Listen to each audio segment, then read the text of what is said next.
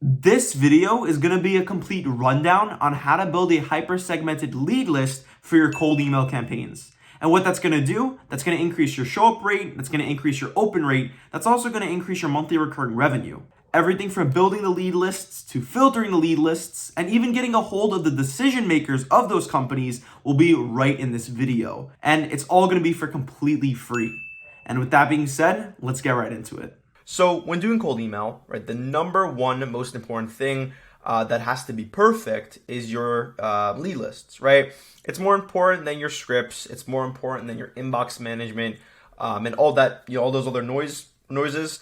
The most important thing is who you're contacting and making sure that everything is segmented perfectly by niche, by industry, and a lot of other things that I'm going to go through in the next few moments. Also, right, the exact, the databases that I'm going to show in this video as well is where your next 100 plus clients are stored currently. So you guys definitely want to make sure to stay tuned. So why lead lists are so important. So lead lists are the driving factors to why cold email campaigns work and why they don't work. So it's kind of just like a snowball effect. If you have a bad lead list, you have not good targeting, your emails are just not gonna work because your lead lists are bad. You're just gonna get bad results, right? It's kind of like if one part of the whole entire, process is broken, which is in this case the lead lists, everything else following it is gonna be broken. You're not gonna get good results, and it's just not gonna be a good time. Now, if you have a segmented list, you're gonna have perfect targeting. You're going to target the exact people you want to target, the exact people who have, are in the certain revenue range that you want to be targeting, the certain amount of employee count you want to target, the exact location that you want to target. That's everything that comes from the lead list. This is why it's so important to do this. Your emails are going to be more personalized, and you're going to get a lot better reply rates. You're just going to get a lot better results. Whatever your action is that you want to complete. Whether that be a booked call, a demo, whatever it's going to be, it's going to be a lot better because, again, it all derives right from the list. So what a segmented lead list, without a segmented lead list, your emails will not work. So let's say, right, you build a email campaign targeting e-commerce brands. You would most likely write a very broad email just like this. So, hey, John, noticed you own an e-commerce brand. Would you benefit from, let's just say you own like a copywriting agency. You'd say like, would you benefit from an extra 30% in email revenue within the next 60 days, or you don't pay? It's gonna be super broad. It's not targeted. People are gonna be like, okay, this is an automated email. I'm not gonna respond. So there are millions of different e-commerce brands in the world, and they all receive the exact same emails every single day. So now, how do you avoid this? Simple. Segmented lists, right? Now, instead of writing your emails with zero personalization that gets zero results, what you can do is you can write them like this by using the segmented list that I'm going to be going over in this video. Hey, John, my sister or my girlfriend, my wife, was scrolling on TikTok and found your store. Small world, but we help face and body care brands XYZ, and for this instance, it can be the 30% in revenue and 60 days, whatever your offer is, you can fit that in there. But the point I'm trying to make is that using these segmented lead lists, you can target specifically companies that are face and body care in the face and body care niche. You can also target if they're running TikTok ads. So if they're running TikTok ads and you're scrolling on TikTok and you see them, you're going to say, wow, you can make an email out of that. So it's a lot better than just saying, just kind of just throwing in your offer. If the more personalized you are, the better results you're going to get. So scroll through. So find your ideal customer, right? So what does that mean? First, we need to figure out the type of company you want to be targeting, right? And this could be you, this could be for your clients, but we really want to find who you're going to be targeting at the end of the day. Right? And this is also known as your ICP or your ideal customer profile, which I'm gonna say a lot in this video. That's why I'm kind of just running through it now. So there are many types of criteria, or there's a bunch of different types of criteria you can go by when searching for your ICP. Right? This could be industry. So Let's just say, right, there's e-commerce marketing companies, there's SaaS companies, there's recruitment agencies. There's like so many different industries you can go into, but that's just one of the criterias, right, for your ICP. And then you can go by employee count, right? Which each of these I'm going to go in a little bit more on exactly what they mean, to the T. But employee count, location of where their headquarters is, right? If they're English speaking, native, whatever it is, how much money they're making, their offer, there's so many things you can go by. That's why it's very, very, very important to dial in, right? So there are tons of different databases where your ideal customer profile is, and obviously AKA where your next 100 plus clients are right now. So a couple different databases that we like to use are Apollo, very general, right? You're going to get anywhere from e-commerce brands to marketing companies to SaaS companies. Like, it's very general. It's not too kind of direct.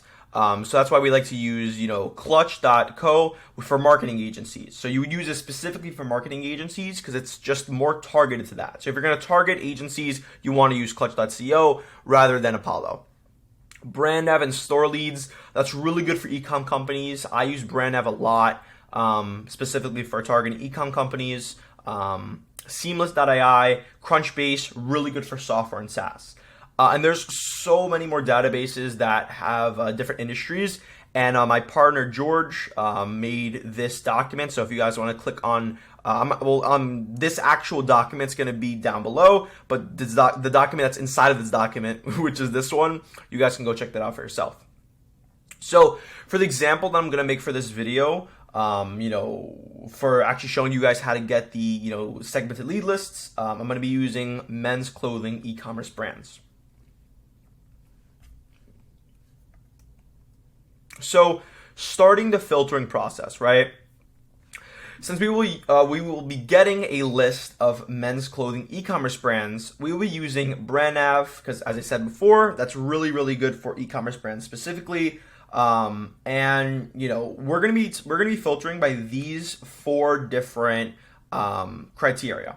So it's industry. So this is line of work. As I mentioned before, SaaS, e-commerce, also niche as well, right? So this is going to be face and body care, men's, shoes, footwear. That's what you want to be targeting. So that's what we have here. So industry, employee count, the number of employees that company has, technologies, right? What platform are they using? So as I mentioned before, if some companies are using TikTok ads, then you can target based on if they're using TikTok ads, or if they're not using TikTok ads.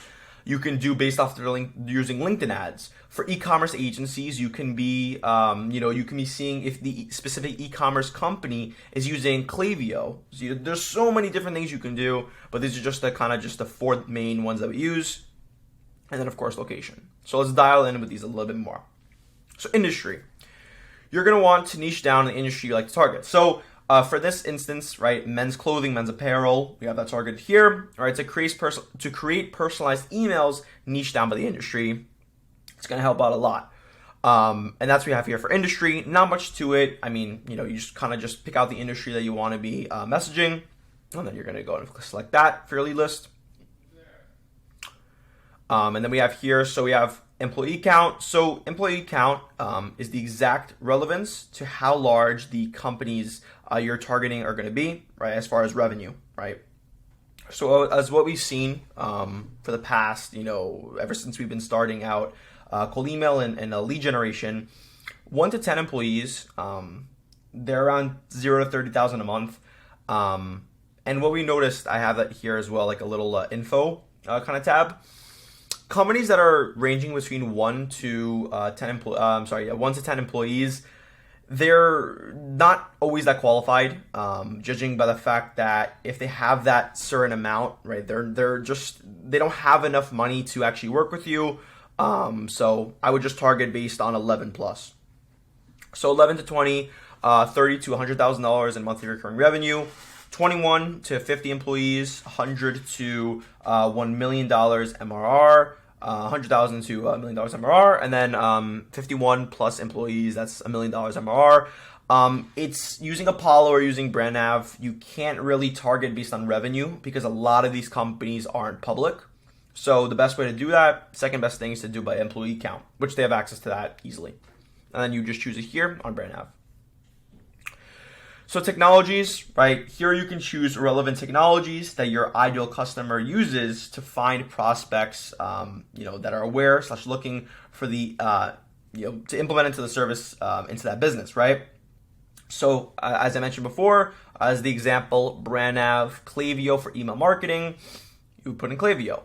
Other examples that we have here that we've actually used in the past. So as I said before, e-com brands using the TikTok pixel, sales training companies using the LinkedIn pixel. So, you can go on LinkedIn and you can type in, you can go on brand nav and you can type in LinkedIn, the LinkedIn pixel, and then you can, filter out later, which I'll show you how to filter as well. And you can see who's using the LinkedIn pixel for specifically sales training, and you can filter by sales training. So you really, really, really, really narrow down the exact people that you're going to be targeting. And then the last one as an example, marketing agencies using ActiveCampaign. I just put this one in, let's just say you're a SaaS company that does, email, something to do with email, right? You can target agencies using ActiveCampaign, which is another email software. So you could target the marketing agencies and say, my software is better than theirs for whatever reason. So there's a lot of things you can do with it. You can be creative with it. And that's why we like to use these, the technology filter a lot. So location, choose the location that your ICP is in. If you're comfortable with working with the companies out of that country, then you can add them into the filter. Obviously, for us, we have a list of countries, but for this example, USA, right? You can have whatever you want, but you can go from there. And now that we have the list of the filtered websites through brand nav, right? We're going to take that criteria and we're going to put it into Apollo. And what we're going to do is we're going to get the actual decision makers that we're going to target, because you can't target companies. You need to target CEO, CFO, whatever it is. So that's what we're going to be doing right now. So reaching decision makers, right? As I said, we're going to be using Apollo. This is what Apollo is going to look like after you put in the lead lists. After you put in the websites. So using Apollo, you'll be able to further qualify these leads through exclusion filters, right? Which I'll go into that as well, the exclusion filters. So it's very important that you do not skip this step. Most lists you build with the company databases come with a good amount of unqualified companies. So this is going to further qualify that. So we counteract this by excluding those companies with keywords, so we only get companies we want to work with. To do this, go to the industry tab on the left side of the Apollo screen, go to company keywords, and then exclude filters, just like this, right? You click on exclude filters, press on right here, the drop down menu, and then you just type in the excluded filters, right? So once you type in the excluded filters, since we're targeting men's clothing brands, obviously marketing, sales agency, wholesale, medical, college, like these things, they're not on the same wavelength as men's clothing brands. They just don't match. So what does that mean? These are excluded. So if you go through your list on the industry keyword section, you can see a bunch of different keywords, right? You can see, again, medical, sales, software. There's so many different things. Obviously, that doesn't even match with your ICP in this instance. So you would just go you can make a little list on a spreadsheet, go back to excluded words, and you can put those in. And then the people that you're actually gonna be targeting is gonna be super, super, super dialed in. Now, once you've excluded the unqualified companies, select the Find People tab. You will also see the lead list with the people with the companies that you built, right? So we now need to use the job title filter to find the decision makers we want to be emailing. So go to the job titles, then management level, and then departments and job function. So according to who you're targeting, choose the management level and the job roles you want to be messaging. These are the roles that I typically use. So I typically do owner, founder, C-suite, which again, C-suite, that's like CFO, CMO, like all with the chief on their name. Partner, VP, head, director. I pretty much used to use those. Everything else is not really relevant to us and who we want to be messaging. And then the department and job function, C-suite, design, human resources, marketing. That's kind of what we want to do, because you don't want to be targeting someone for, let's say you want to increase their email revenue. You don't want to be targeting the legal team or the finance team. That makes no sense. You want to be targeting the marketing department because that's who's involved in that. The design, C-suite. You want to be targeting those people. So just use this to get dialed in a little bit more. And then now that you have that, right, you have a full list of filtered decision makers for your niche. In this video, I went over the men's apparel, men's clothing, e-commerce kind of way, but you can do the same thing for SaaS companies, email, marketing companies, recruitment agencies. Like there's so many things you can do. That's why I wanted to show in this video. And just the last quick part. If you are a B2B company, right, I do own a B2B lead generation company by the name of Borks.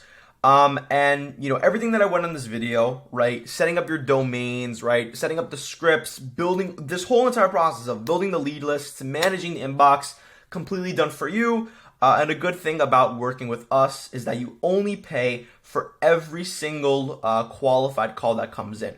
If we bring you a call and they're not qualified, they don't make enough, money to work with you, or they don't have enough employee count, or they're not a decision maker, you don't pay for that. You only pay for the people that are qualified to work with you by the metrics we go over in a call. So if you guys are interested in that, click on the link here and we'll go from there.